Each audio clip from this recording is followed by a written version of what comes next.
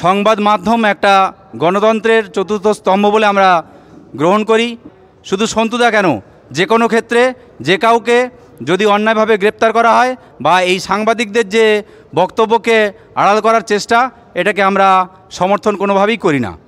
নমস্কার দর্শক বন্ধু, ইন্ডিয়া পটেটো নিউজের একটি গুরুত্বপূর্ণ প্রতিবেদনে আন্তরিকভাবে আপনাদের স্বাগত জানাই।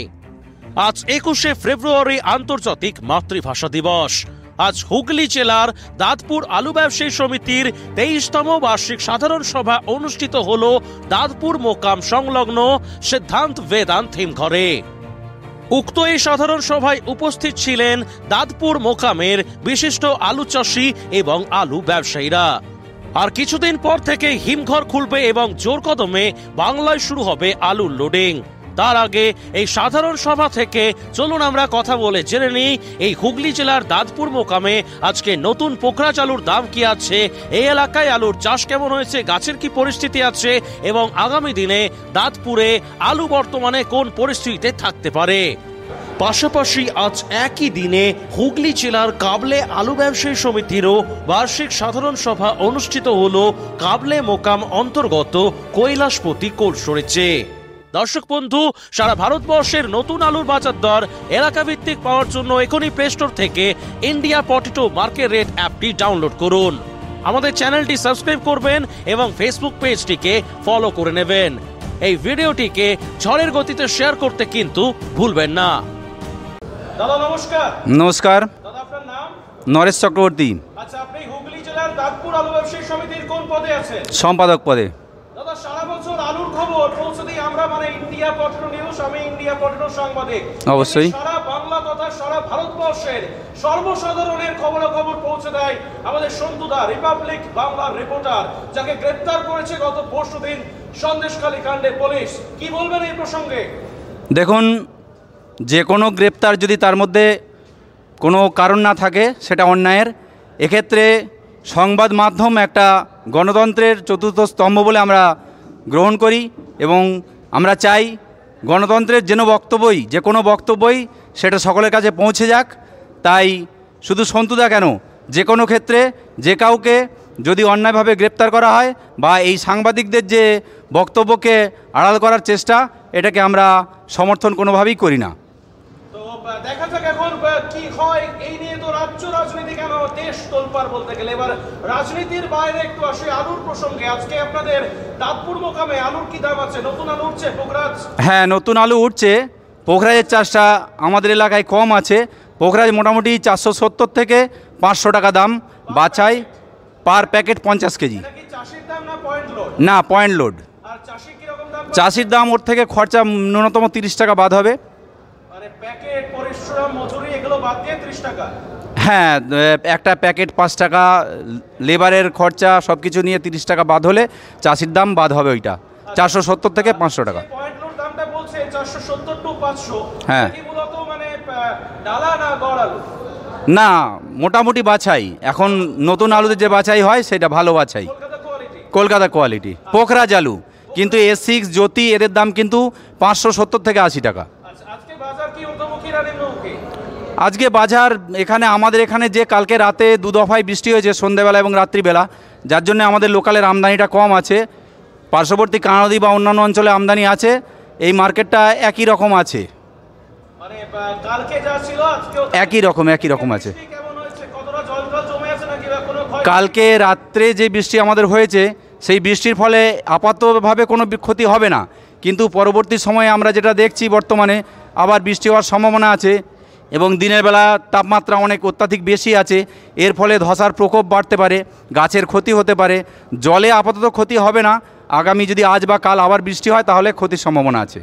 আচ্ছা, আপনাদের ইউনিটে মোটামুটি স্টোর কতগুলো আছে দাদা শুধু দাঁতপুর মোকামে?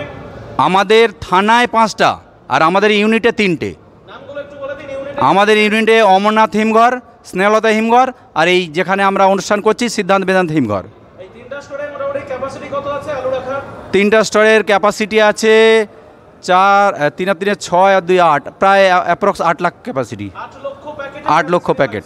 হ্যাঁ, এবছরে কত লোড হতে পারে আর গত বছর কত হয়েছিল? গত বছরে এখানে লোড হয়েছিল প্রায় 6 লক্ষ প্যাকেট। আর এবছর কত হবে আশা করছেন? এবছর তো এখনই বলতে পারছি না, সবই তো প্রকৃতির উপর নির্ভর। আমাদের তো প্রাথমিক পর্যায়ে যে চাষ হয়েছিল সেই চাষের একটা অংশ পচে গেছে বৃষ্টির জন্য, সেটা প্রায় 30%, তার কিছু অংশ কাঁচায় বেরিয়ে যাচ্ছে। তারপর যে 70% চাষ, সেই চাষটার বয়স এখন অ্যাভারেজ 55 থেকে 62 দিন। এই 55 থেকে 62 দিনের ফসলটা যদি ধসা বা বৃষ্টি বা অন্য কারণে নষ্ট হয়ে যায়, তাহলে আগামীর কথা তো বলতে পারবো না, প্রকৃতি বলবে। আর যদি ফলন ঠিক হয় তাহলে আশা রাখছি 80% লোড হবে স্টোর। তো এবার দাদার কাছে একবার আসি, মনোজ দাদার কাছে। নমস্কার দাদা, নমস্কার, পুরো নামটা একটু যদি বলে দেন। মনোজ রায়। আপনাদের ইউনিটের? আমি দাঁতপুর আলু ব্যবসায়ী সমিতির ইউনিটের সভাপতি। তো দাদা, আমরা তো জানি যে দাঁতপুর বা এরপর এদিকে পূর্ব দিকে যত আমরা যাব হুগলি জেলার বেশিরভাগটাই শিল্পাঞ্চল এলাকা বা শহরতলি, ইন্ডাস্ট্রি প্রবণ, ইন্ডাস্ট্রি প্রধান এলাকা। তো আপনাদের এলাকায় এবছর আলুর চাষ কতটা কম হয়েছে বা বেশি হয়েছে বিগত 23 সালের থেকে, কি উঠে আসছে রিপোর্ট? আমাদের দাঁতপুর থানা এলাকায় যে চাষটা হয় সেই চাষটাই হয়েছে। জমি আমাদের বাড়িনিকো, জমি বরঞ্চ কমছে, জমি বিক্রি হচ্ছে শিল্পর জন্যে। হ্যাঁ, আশা করি আমাদের যে চাষটা হয় সেই চাষটাই আছে। আর হুগলি জেলার আলু এমনিতেই সমস্ত জেলার থেকে হুগলি জেলার আলুটা আমাদের ভালো আছে। নতুন যে পোখরাজ আলু এখন উঠছে, সেই আলুর এখন মোটামুটি পেদাওয়ার কেমন হচ্ছে, মানে ফলন? আমাদের কাটায় মোটামুটি ওই আধখানা থেকে একখানা ফলন কম আছে। হ্যাঁ, পোগরাজ আলুটা। এমনি হেমাঙ্গিনী আলু, সুপার 6, হ্যাঁ, জ্যোতি আলু, এগুলো আপনার মোটামুটি এখন পর্যন্ত ঠিক আছে। জলের আগে যে আলুটা চাষ হয়েছিল এখন পর্যন্ত ঠিক আছে, তবে নাবি আলুটা একটু ফলন কম হতে পারে। আপনাদের এই মোকামে মূলত কোন কোন ভ্যারাইটির আলু চাষ হয় জ্যোতি আলু ছাড়া? আমাদের এই মোকামে আলু চাষ হয়, আমাদের তো এমনিতেই এটা কলকাতার ডালা, তাই না কলকাতার ডালায় আলুটা কোয়ালিটি একটু ভালো চাই। আমাদের চন্দ্রমুখী আলু চাষ হয়, আমাদের জ্যোতি আলু চাষ হয়, আমাদের হেমাঙ্গিনী চাষ হয়, পোগরাজ চাষ হয়, আর কলম্বা, এখন একটা আলু এসেছে কলম্বা আলু, সেটাও চাষ হচ্ছে। কোন বীজের মানে ডিফেক্ট দেখতে পাচ্ছেন নাকি, কোন কোম্পানির কোন বীজের যেটাতে হয়তো চাষ ভালো হচ্ছে না? আশা করি আমাদের এলাকায় এখন সেরকম খবর আসেনি বীজের। হ্যাঁ, যেটুকুনি আমরা আলু দেখছি মোটামুটি ভালো পজিশনই আছে। কবে থেকে আলু উঠবে আর স্টোর তাহলে কবে থেকে খুলছে? আমাদের পয়লা মার্চ যতটা সম্ভব আলু স্টোর খুলছে, 1 মার্চ। আর ওই মার্চের 1 তারিখ থেকেই স্টোর ওপেনিং হবে। মানে যে সমস্ত আলু গাছগুলো অ্যাকচুয়ালি ডিসেম্বরের শুরুর দিকে বৃষ্টির পর লাগানো হয়েছিল, সেই সমস্ত আলু গাছের কি পরিস্থিতি? সেই সব কি দেখছেন, এক একটা টিউব কতগুলো হচ্ছে মোটামুটি? সেই সব আলু গাছে আপনার একটু ধসা এসেছে, শুকনো ধসাও এসেছে একটু আপনার। চাষিরা কিন্তু এখনও পর্যন্ত সংগ্রাম লড়াই করে যাচ্ছে, ওষুধ দাম নিয়ে ঘুরছে, হ্যাঁ, বাঁচাবার চেষ্টা করছে। আশা করি দেখা যাক কি আর কি। হঠাৎ তো আমাদের গরম এসে গেছে, যে গরমটার আর কি জন্যই গাছটা খারাপ হয়ে যেতে পারে। প্রকৃতির কেমন খেলা দেখুন, মোটামুটি ফাল্গুন মাসের 1 তারিখ পড়তেই কিন্তু বাংলায় গরমটা স্টার্ট হয়ে গেল। সত্যি অবাক করা ব্যাপার, মাঘ মাসের শেষ দিন পর্যন্ত আরিম করা ঠান্ডা ছিল পশ্চিমবঙ্গে, ঠিক ফাল্গুন মাসটা পড়তেই কিন্তু গরমটা দেখা গেল। তো এই গরমটা কি আলু লোডিং এর সময় থাকবে মনে হচ্ছে, কি বলবেন? না, আমাদের যে গরম টেম্পারেচার আর কি বেড়েছে, না এই গরম মিন্স আলুর বাজারের গরমের কথা বলছি। আলুর গরম আমার তো ব্যক্তিগত আইডিয়া, এটা আমি সবাইকে দোষারোপ করব না। আমার ব্যক্তিগত আইডিয়া, ইউপি যে দামে লোড হচ্ছে, আশা করি আমাদের গরমই লোড হবে, কিন্তু সবাই লস খাবে। তো আর কেউ কোনো বক্তব্য রাখতে চান আলুর বিষয় নিয়ে? এতজন রয়েছেন, কেউ রয়েছেন? দাদা আলুর বিষয় নিয়ে আমাদের এগিয়ে আসুন। নমস্কার। নমস্কার, নামটা যদি একটু বলেন। সাফিকুল ইসলাম মল্লিক। ব্যবসায়ী। চাষ করা হয় নাকি?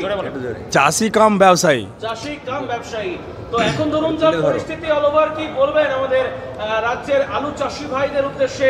বিগত 3 বছর ধরে লোকসান করে যারা আজকে 2 পয়সা পাওয়ার আশায় দ্বিতীয়বার আলুটা লাগালো, তাদের উদ্দেশ্যে কি বলবেন? শুধু চাষিদের উদ্দেশ্যে বলবো,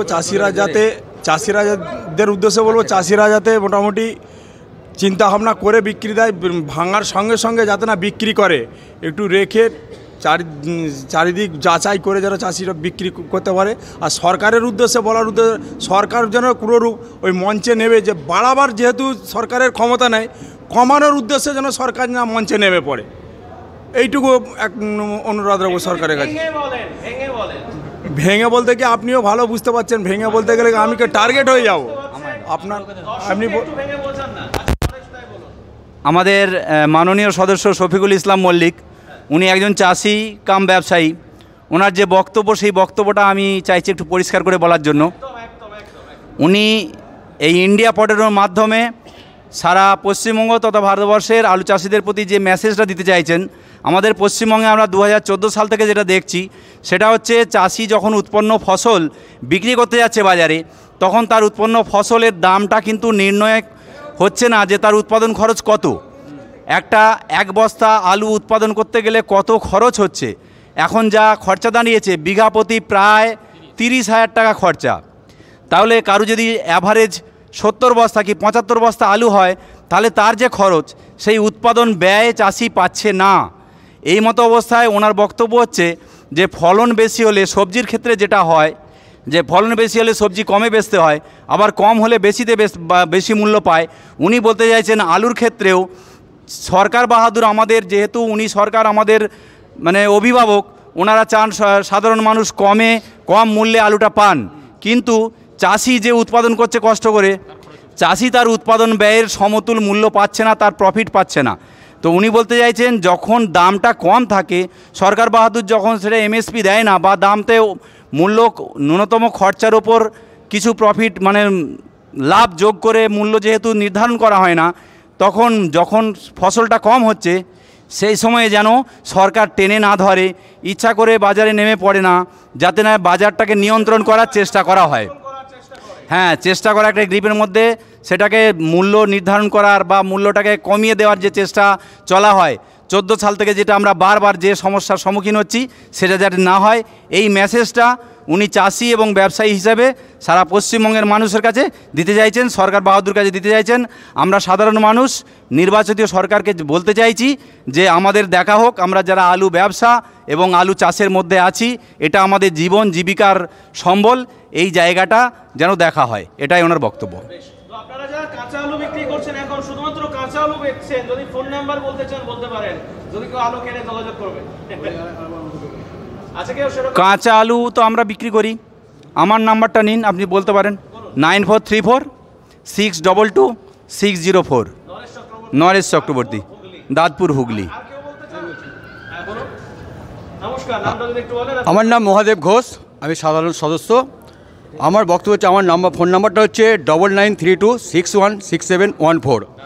আমি আলু আমরা এখন রতনপুর যাই, বাড়িপাড়া যাই, কাঁচা আলুটা ওদিকে পাঠাচ্ছি।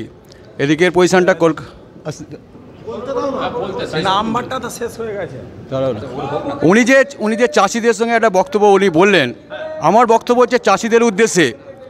আগেকার দিনে যেমন চাষ হতো জ্যোতি আলু, সেই জ্যোতি আলু এবার চাষ না, অল্প করে হাইব্রিড টাইপের চাষিকে বলতে হবে চাষ করুন আপনারা, হাইব্রিড টাইপের। কারণটা হচ্ছে আমরা দেখেছি যে 1 বিঘে জমিতে 27 থেকে 30,000 টাকা খরচা।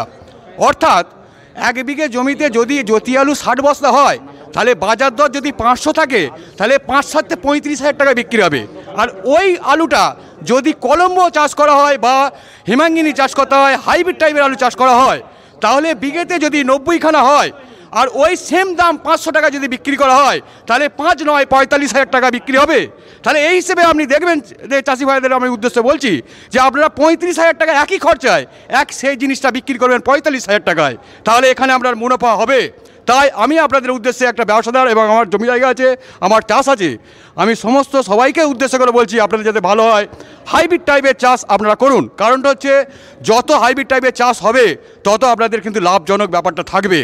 আর সরকারের উদ্দেশ্যে একটা কথা বলছি, আমাদের মাননীয় মুখ্যমন্ত্রী আছেন, ওনারও উদ্দেশ্যে আমার কিছু বলার কর্তব্য আছে। উনি টাস্ক ফোর্স গঠন করেন যখন আমাদের বাজার দরে আলুটা যখন দাম বেড়ে যায়, উনি টাস্ক ফোর্স গঠন করে যাতে আলুর দামটা কমাবার চেষ্টা করেন। কিন্তু ওনার কাছে আমার বক্তব্য, আমি একজন সাধারণ চাষি, ক্ষুদ্র চাষি, আমার বক্তব্য হচ্ছে যেমন আপনি কমাচ্ছেন যেমন কমে গেলে আপনি বাড়াবার চেষ্টা করুন। আপনি বলুন, আপনি কিছু আমাদের সাহায্য করুন চাষিদের, যে এই মূল্যটা এত করতে হবে, এই দামটা ধার্য করা হলো, এর দামের নিচে হবে না, এই চাষিদের উদ্দেশ্যে এই দামটাকে ফিক্স করে দেন। আপনি অনেক কিছু করতে পারবেন। কিন্তু আপনি যখন সারের মূল্যবৃদ্ধিটা আপনি হিসেব করে দেখুন, আমরা একটা চাষি সার কিনতে যাচ্ছি কালোবাজারি, সে একটা ধনী ব্যক্তি, সে সারটাকে কালোবাজারি করে অন্য গোডাউনে ঢুকে রাখছে। যখন গোপনে পয়সা দিচ্ছি আসতে বলছে তোমার সার তোমার বাড়িতে চলে যাবে, সেখানে কিন্তু সারটা রাখছে না। আমার ওই 1400 টাকা সারটাকে 2200 টাকায় কিনতে হচ্ছে। এখানে কিন্তু সরকারকে আমরা জানানো যাচ্ছে আমরা যেন সঠিক মূল্যে চাষটা করতে পারি, সারের দামটা যেন নিয়ন্ত্রণ থাকে, তাহলে কিন্তু আমরা চাষ করে আমাদের যে সংসার চলবে এই চাষের উপর নির্ভর কর ক্ষুদ্র ব্যবসা করি, সেটা যেন সরকার লক্ষ্য রাখে। এই বলে আমার বক্তব্য শেষ করছি। আমার নাম নিকুঞ্জ বারিক, বাড়ি কোথায়? বাড়ি সেকেন্দারপুর, হুগলি জেলার দাঁতপুর থানার অন্তর্গত। চাষি ব্যবসায়ী? আমি চাষি এবং ক্ষুদ্র ব্যবসায়ী। বলুন কি বলার রয়েছে আলুর বিষয়ে? আলুর বিষয়ে এই আমার আগের জন যে বলল হাইব্রিড টাইপের আলু, তা হাইব্রিড টাইপের আলু বসিয়ে আমরা তো আমাদের পায়েই কুরুল মারছি। পক্ষান্তরে বেশি ফলন হলে সেটা রাখবার জায়গা থাকে না এবং বাজারে বিক্রি হয় না, এবং বলে বাজারে 100 টাকা কম। তাহলে আজকে বেশি আলু উৎপন্ন হলে কি হবে? যখন জিনিসের টান থাকে অটোমেটিক সেই জিনিসের দাম বাড়ে, কিন্তু প্রোডাকশান বাড়লে জিনিসের দাম কমে। এটা বাজারের সঙ্গে অঙ্গাঙ্গিভাবে জড়িত, এটা আমাদের মানতেই হবে। তাই সেটা কথা নয়, আমাদের মূল কথা হচ্ছে আজকে যে আলুর দামটা বর্তমানে আছে, আমাদের ফলন ওরা যে বলল 4খানা 5খানা 3.5খানা, ওটা কথা নয়। আমাদের কি বলবো 60% আমাদের 60% আলু আর্লি চাষ হয়েছে এবং 75% আলু আমাদের নাবি। আজকে 3খানা 4খানা নয়, বিঘেই গড় আড়াইখানা অর্থাৎ 50 প্যাকেট আলু হবে, তার বেশি হবে না। অতএব 500 টাকা মূল্যে বিক্রি হলেও ওই বইয়ের জিনিস বন্ধকই পড়ে থাকবে। আমরা সবাই ক্ষুদ্র চাষি, অতএব সবাই লোন করে ধার করে চাষ করেছি। অতএব এবছরও দেনা শোধ হবে না এবং প্রত্যেকের ব্যাংকের দেনা এবং যে যেখানে গোল্ড লোন নিয়েছে সেসব জিনিস পড়েই থাকবে। আজকে আমি আস্তে আস্তে দেখলাম যে আলু পচে নেমে গেছে, সেই অবস্থা 2খানাও আলু হবে না এবং ছোট আলু বাজারে বিক্রিও হবে না। এই বলে আমি আমার বক্তব্য শেষ করছি। স্যার আপনার মাধ্যমে আর একটা বার্তা দিতে চাইছি, ধানটাই চাষি এই আলুর সঙ্গে ধানটাও আমাদের কিন্তু কৃষিজ পণ্য। আমরা যখন সরকার যে মান্ডিতে ধান কিনছে সেখানে দেখা যাচ্ছে সরকার 1 কুইন্টাল ধানে 6 কেজি ধান পুরো অন্ধকারে রেখে আমাদের কাছ থেকে নিয়ে নিচ্ছে। সরকার কিন্তু কোনোরূপ বলে দিচ্ছে না যে আমরা 6 কেজি ধান দিতে হবে তবে আপনি 1 কুইন্টাল ধানটা বিক্রি করতে পারবেন। হ্যালো, তুমি সামনে রেখে বলো মাইক্রো। আমি বলতে চাইছি যে 6 কিলো ধানটা সরকার নিচ্ছে না মিল মালিকদের কাছে সরকার পাইয়ে দিচ্ছে, এইটা আমরা ঠিক বুঝতে পারছি না। এটা সরকারকে বলতে হবে এইটা যেন একটু নজরটা দেয় চাষি। হ্যাঁ, তাই মিল মালিকরা আমরা প্রশ্ন করেছিলাম, ওনারা কিন্তু কোনো লিখিত দিচ্ছেন না। কোনো মোবাইলে আমি বলেছিলাম যে আপনি বলুন যে 6 কিলো ধানটা কী জন্য নিচ্ছেন, বলছে আমাদের কাছে কোনো সদ উত্তর নেই। তো এটা দিতে হবে বলপূর্বক। আমরা ক্ষুদ্র চাষি ধান বিক্রি করতে গিয়ে এই সমস্যাটার সম্মুখীন হচ্ছি। আপনাদের মাধ্যমে এই বার্তা যাতে সরকারের কাছে পৌঁছায় তার সুব্যবস্থা করবেন আশা রাখছি। পরবর্তী ধন্যবাদ আপনাদের। রাজপুর আলু ব্যবসায়ী সমিতি বলো। হ্যাঁ, একটু চাষ নিয়ে বলছি। আমি শেখ নওসার আলী এই ইউনিটের একজন সদস্য, চাষি প্লাস ব্যবসাদার। তো আমি মাঠে তো চাষও করি প্লাস ব্যবসা কিছু করি ছোটোখাটো। চাষে মাঠের পরিস্থিতি খুব খারাপ আছে। আমি মাঠে ঘুরি, রোজ সকালবেলায় বেরোই মাঠে। কিছু জমি আছে আপনার বিঘেই 20খানা হবে, কিছু জমি আছে আপনার 1 ভাগ জমি আছে আপনার বিঘে 40 থেকে 45খানা এরমভাবে বেরোতে পারে। আবার কিছু জমি আছে 60-65 আমার এলাকার কিছু। হ্যাঁ, আমার এলাকার। সারা বাংলার বলতে পারবো, আমি তো আমার এলাকাটাই বলবো। সারা বাংলার বলার আমার দরকার কি, আমি উত্তরবঙ্গে কী হচ্ছে বলতে পারবো, সেখানকার লোক সেখানকার পারবে। এই অনুষ্ঠানে সম্প্রচারিত সমস্ত বক্তব্য বক্তাদের নিজস্ব ব্যক্তিগত মতামত। এই অনুষ্ঠান বাজারের নির্ধারক নয়। অনুগ্রহ করে ব্যবসায়িক পদক্ষেপের পূর্বে নিজের বিচার বুদ্ধি কাজে লাগিয়ে সিদ্ধান্ত নিন। আলু রাখা বাজারগত ঝুঁকি সাপেক্ষ। আলু রাখার পূর্বে ইন্ডিয়া পটেটো অ্যাপ থেকে বিগত বছরের লোডিং আনলোডিং রিপোর্ট ও তার পরিপ্রেক্ষিতে আলুর দামের ওঠানামা দেখে নিন। আলুর সব খবর এখন একটা অ্যাপে। আলুর প্রাত্যহিক বাজার দর, আলুর সর্বভারতীয় বাজার দর, আলুর সকালের বাজার দর, লোডিং আনলোডিং রিপোর্ট, বিগত 10 বছরের আলুর তথ্য, সারা ভারতবর্ষের 20,000 আলু চাষী ও ব্যবসায়ীদের তথ্য এখন আপনার হাতের মুঠোয়। প্লে স্টোর থেকে আজই ডাউনলোড করুন India potato market rate app. 2012 সাল থেকে প্রতি মুহূর্তে আপনার সঙ্গে।